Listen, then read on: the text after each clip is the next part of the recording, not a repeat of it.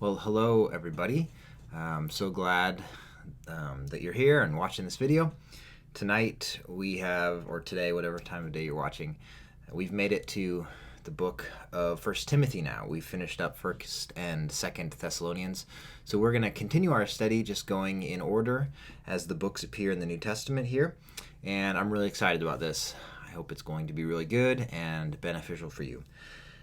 Like we did with the books of First and Second Thessalonians, it's necessary to kind of set the scene and provide a bit of context. So it would be great if you would go back to the book of Acts and read especially the first few verses of chapter 16 to get some context again for who exactly this Timothy is that Paul is writing to. We're told that his mother was Jewish, but his father is Greek, which makes him a really interesting hybrid of different cultures and a really fitting person to bring the message that used to be the possession of the Jewish people now to the Gentiles, kind of teaming up with Paul as he's called to do the same thing.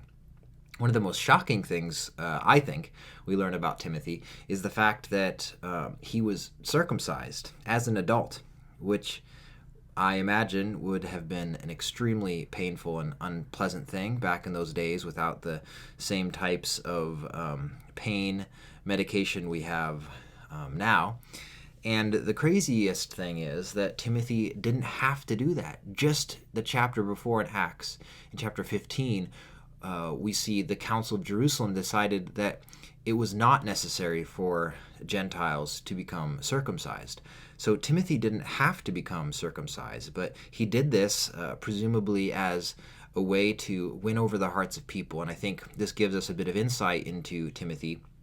Paul was obviously impressed by him, but Timothy has a very strong resolve and seems to be very passionate and very mature and very committed to the Christian message. So, with that being said, the main reason Paul is writing this letter is because of false teachers who are stirring up things, causing a lot of turmoil, and teaching things that are contrary to what Paul really taught them at the beginning and wants Timothy to continue teaching. This Timothy is in Ephesus, and so these are the Ephesian Christians that we read about in another one of Paul's letters to the Ephesians. So that's kind of the audience that we're looking at here. But similarly to what we talked about in First and Second Thessalonians, Paul is really upset, not just because his brand is being distorted, but because the teachings of Jesus should be producing peace and joy and hope and faith and love. But these false teachers, whoever they are, he names a few of them, they are stirring up turmoil and controversy, and it's not healthy and it's not good, and it's affecting the status of the Christians and the community and their reputation that they have among other people. I think it's really interesting that some of the things that these false teachers were saying, they seem to be Jewish, and they're talking against a lot of things like marriage and foods and myths and genealogies, and seems that they believe in a spiritual resurrection that has already happened, but especially they're arguing about words, Paul says in the latter part of this letter, and I think that's actually a really big issue for us today. A lot of these things, and we're going to come back to that idea of arguing about words. Just to be fair to you, I don't want you to be blindsided by something later on, but this letter is regarded by the majority of biblical scholars now as not actually being authentically written by Paul. I don't agree with that idea, but there are several reasons why these people point to this. And this is a pretty recent development in the past 100 or 200 years. The first chunk of Christian history, universally, it was understood that Paul actually wrote this letter to Timothy. But there are some pretty significant differences, and I think even the scholars who believe that this is an authentic letter from Paul recognize that there are a lot of different words and phrases and kind of certain ideas about things that I wouldn't say deviate or depart, but kind of show a different angle probably from some other stuff that Paul said. So this is definitely, we're coming off of 1st and 2nd Thessalonians. This is definitely written a good time after those letters, probably at least a decade, I would say. And so I think it makes sense that Paul would have adjusted some of his ideas, maybe wanted to throw in some new language or some new ways of thinking about and looking at who Jesus is and what that means exactly. And there's also the argument that Paul was definitely using a scribe. We saw that in 2nd Thessalonians at the end, explicitly mentioned. But if Paul, as we think, had pretty bad eyesight or some health problems later on in his life, he would have used a scribe, and that could account for some of the different language. Ultimately, either way, this is what's really important. It doesn't bother me if Paul actually wrote this letter or not. Because for two big reasons, okay? First of all, it was very common, an extremely common and accepted practice in the ancient world for followers and disciples to continue on the work of their masters and mentors by using their name. We see this all the way back several hundred years earlier with Plato and the way that he talks about his mentor, Socrates, and the way that he kind of puts words in Socrates' mouth to make a point. But more importantly, the reason that it doesn't bother me a ton, and I think it's a little bit of a distraction, the authorship of this letter, is because, as we're going to see, Paul is most interested in the effects, the results that the letter has among the people.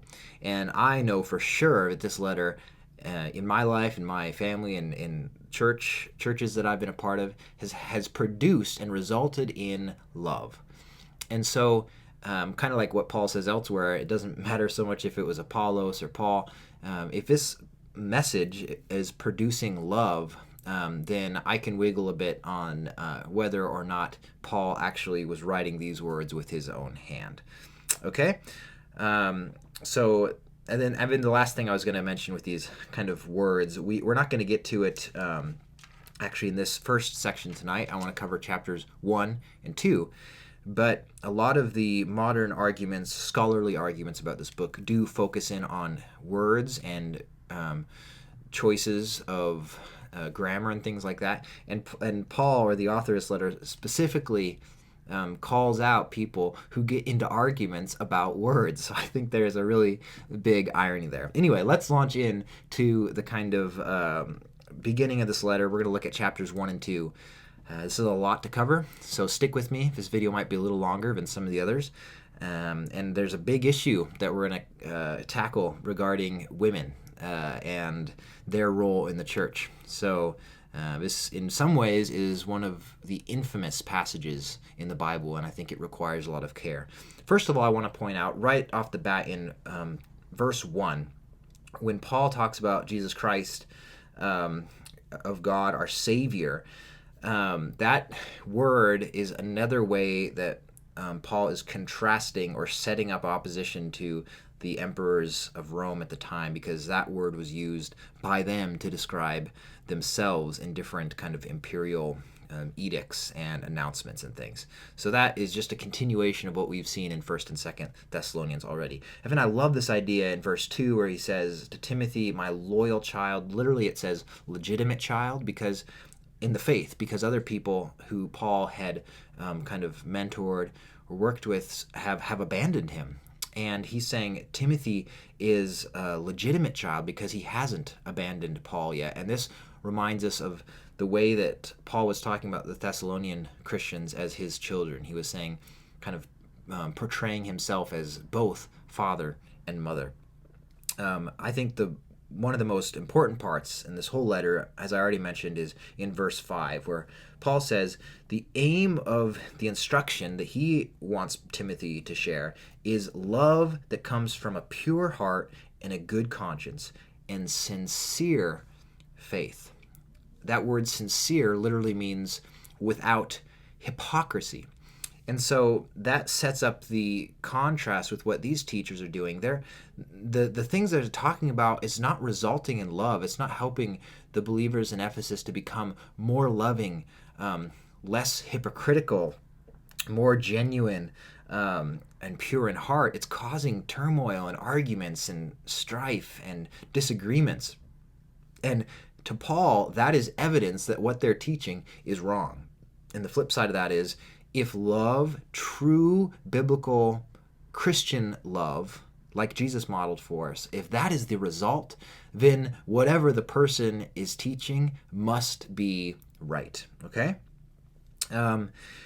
We come to verse 15, or I want to point this out. I think this is really cool. Paul says, "This saying is sure and worthy of full acceptance, that Christ Jesus came into the world to save sinners, of whom I am the foremost." Now, it's not completely clear if that last phrase, "of whom I am the foremost," is part of the saying that Paul is talking about, but it really doesn't matter, because we know that Paul is asking readers of his letters to imitate him. We saw that throughout 1st and 2nd Thessalonians. And so I think it's clear that Paul is recognizing the depth of his own sinfulness and asking others to do the same. And then later in the letter, we're going to see this really interesting kind of explanation of sin. Some people's sin is very upfront and out in the open. Other people's sin trails behind them, is a bit more hidden.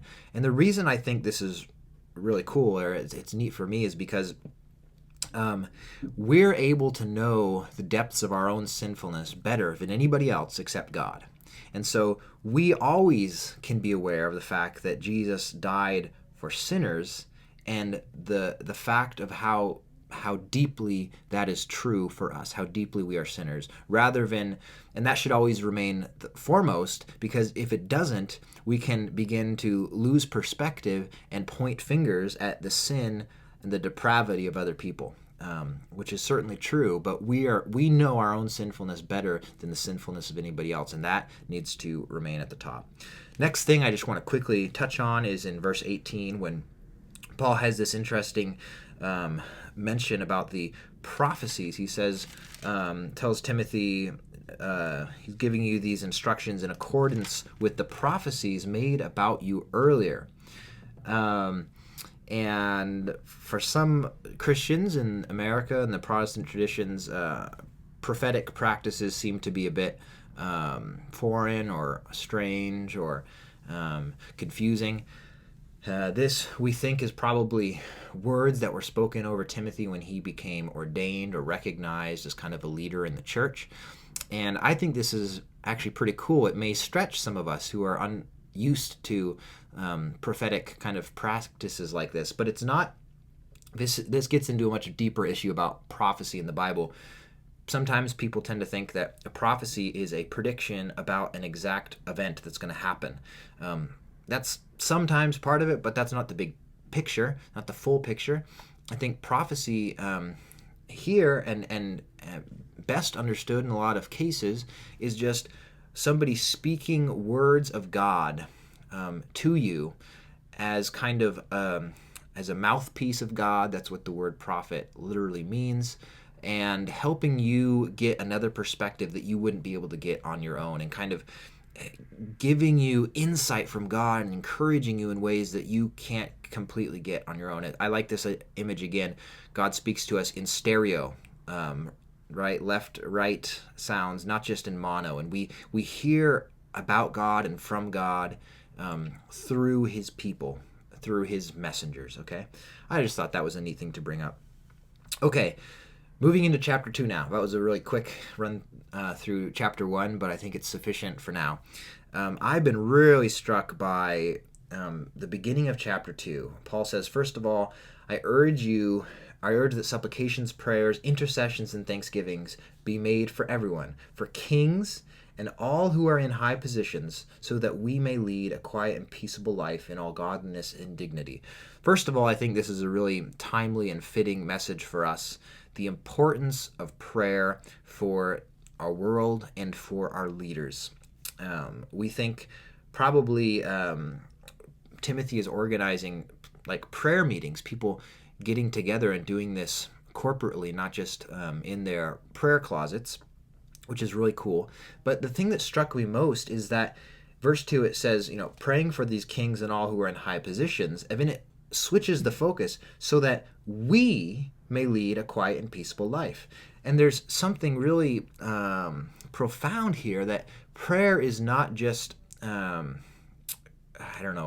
something that's for other people, kind of asking God to do certain things, but prayer actually changes our hearts. We read in another place in the Bible that we're to labor in prayer. And as we focus on and genuinely pray for other people, our perspective, our heart, and our kind of relation towards that person changes and it shifts. And so there's something about if these people are praying for leaders and praying for kings and asking God's blessing and help on them, it's basically impossible for them to act in rebellion or subversion with regard to what those rulers are asking of them. I think that's really cool. We pray for others, and we live into and benefit from how that shapes us, and it's just all part of God's picture and plan. Okay, now I've saved several minutes for this last chunk, really verses 8 through 15 of chapter 2. Like I said already, this is one of the most controversial passages in the Bible. I don't want to take it lightly. We can't do a full treatment tonight, but I think I should be able to point out a few things that are helpful. Basically, the short version is that a lot of people have taken this passage to suppress women and to say that and also make women feel really small, which has been unfortunate in history. Our church, Timberlake, is part of the holiness tradition, which has always affirmed women in ministry. I guess I'm kind of showing my hand here. And I personally support women in ministry. There's a lot for that, but I'm going to focus on this passage specifically tonight. And really, there's just some few points I want to zero in on. First of all, it's really important and I think helpful to see that in verse 8, this is a kind of a balanced passage.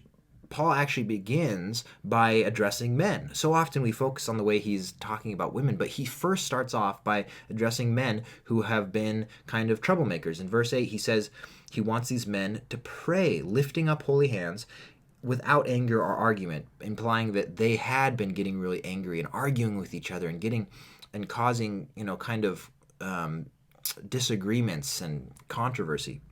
So first he's talking about men, and then he talks about women. It's pretty balanced, actually. He's not just zeroing in on one gender and kind of, berating them.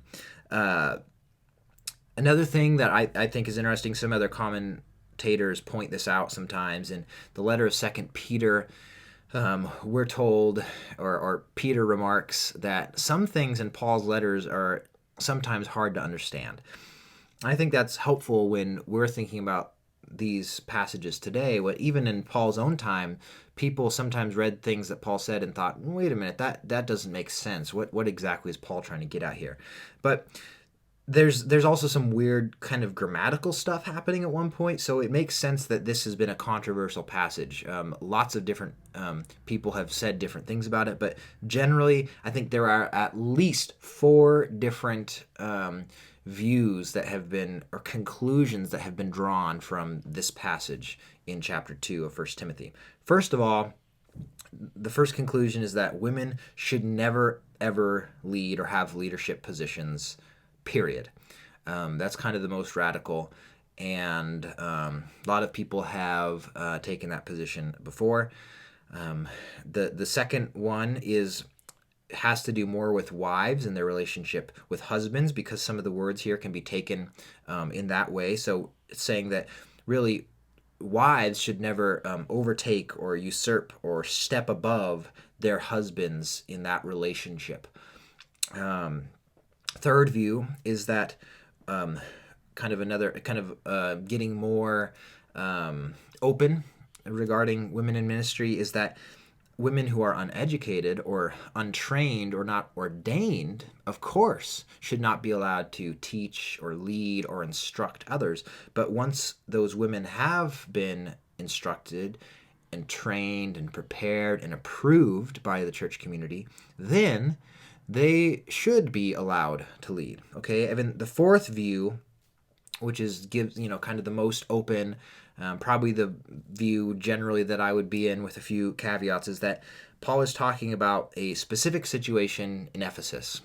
Of course, there are some passages in his letter to the church in Corinth that mention similar things. So we could say that, or this viewpoint says that Paul is addressing a specific issue that had been coming up, and it's also very connected to how the cultures of the Roman Empire operated at that time with regard to men and women and their legal status and ownership of property and ability to work.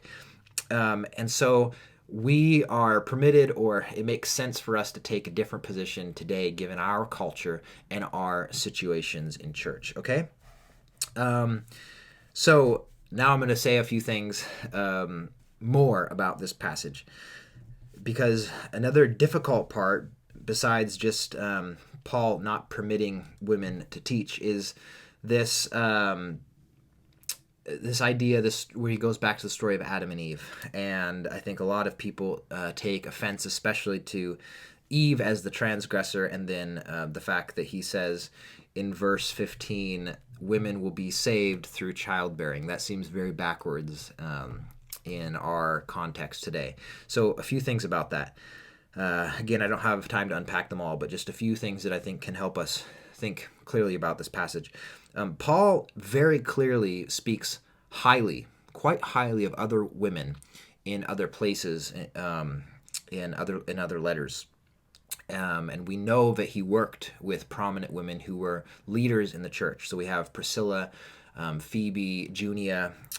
These are mentioned in the books of Acts and in Romans.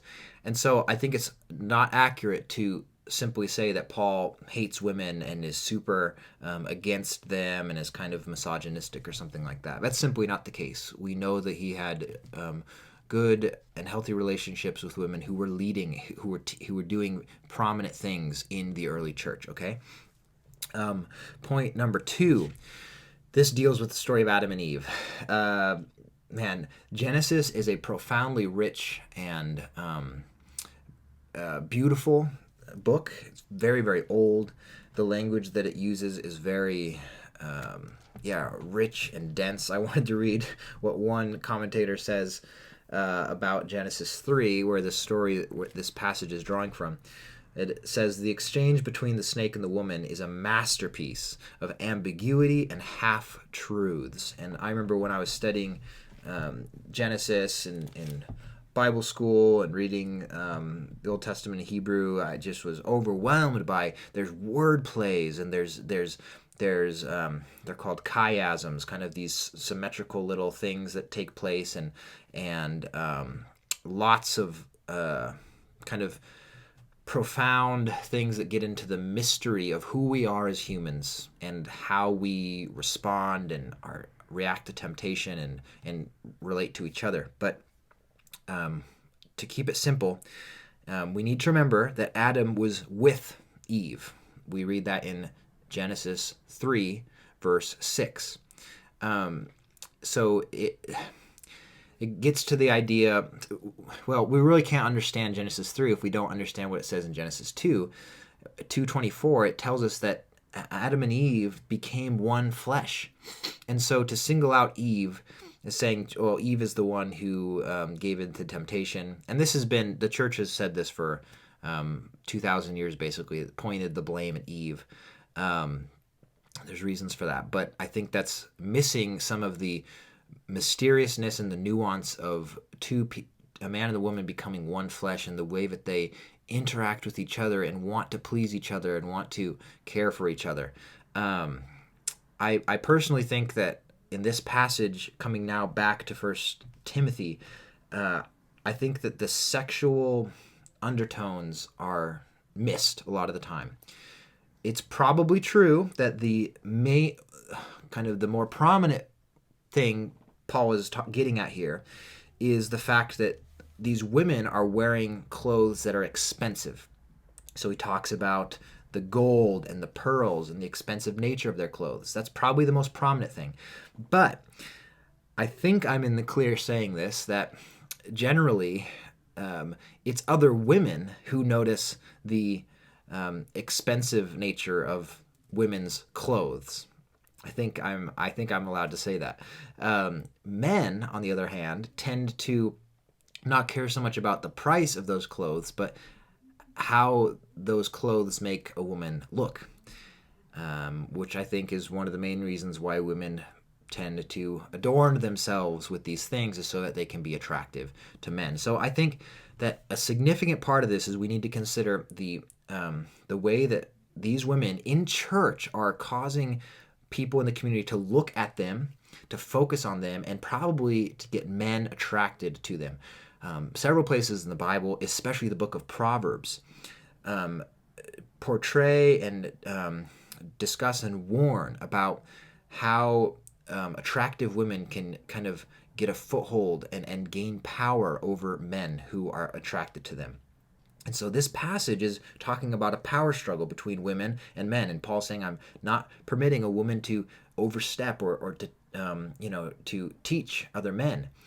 And I think it makes a lot of sense if these women are dressing themselves in a way to gain attention and to probably be attractive to men, that is part of the way that they are getting some of the power, getting a foothold over other men. We can talk more about that later. But again, this is a very dense, very complex issue, and I'm not claiming we can solve it all tonight, but that's just a factor I wanted to throw in there. And then the last thing I'll say, and then the video's done, has to do with the childbirth. Again, this seems very backwards, that women are horrible, they tempt men, they make them fall, they have to be quiet, you can't do anything. And then on top of all that, basically the only way you can do anything good is by bearing children. That's not what that caricature that I just did there is not what Paul is getting at. I think a big part of this, and other people have mentioned this, is that the false teachers are condemning marriage, and they're saying that marriage is either no longer valid or not helpful or not the most holy thing to do. But Paul here, by commending childbirth, is encouraging marriage and demonstrating how that is a good thing that God has created. And we're going to get to more of that later on in the book of First Timothy. But that's part of it. We have to understand this childbearing in the context of the false teachers, what they're teaching. A lot of people probably in this community in Ephesus had been very disheartened, like, oh man, we're not supposed to get married, we can't have kids, how's all this working? So I think that's really important for us to hang on to. Those are just a few things. I hope those have been helpful, and I look forward to talking more about these things with you. Bye.